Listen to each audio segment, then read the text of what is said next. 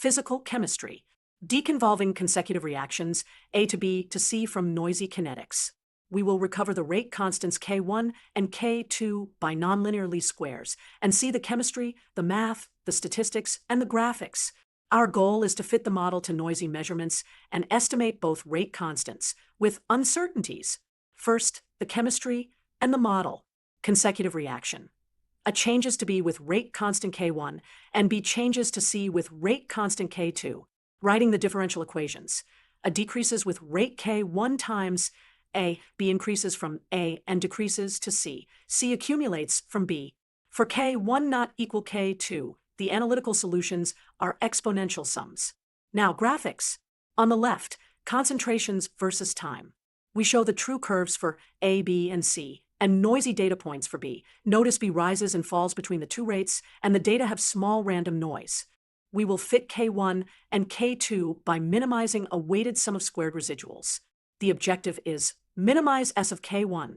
K2 equals the sum over I of weight, I times the residual I squared.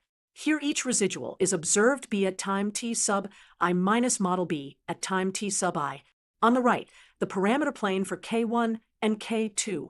We shade or size points by the cost S. A valley appears at the best fit. We use the Gauss-Newton method.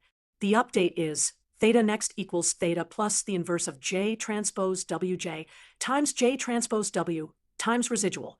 Starting from an initial guess, the algorithm moves downhill to the minimum.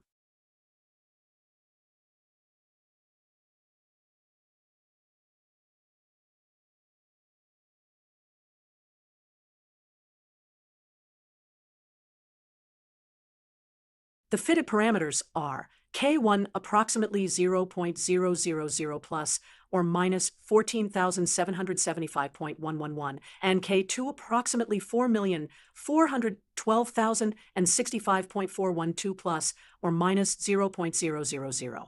We also examine residuals to check the fit quality. A good fit shows residuals that are small, structureless, and roughly centered around zero. Statistically, the covariance of the parameter estimates is sigma hat squared times the inverse of J transpose Wj at the solution. This gives approximate standard errors and confidence intervals, assuming independent Gaussian noise. Recap. We modeled the chemistry, A to B to C, with coupled differential equations. We used an analytical solution to predict concentrations. We fitted K1 and K2 to noisy B data by minimizing a least squares objective.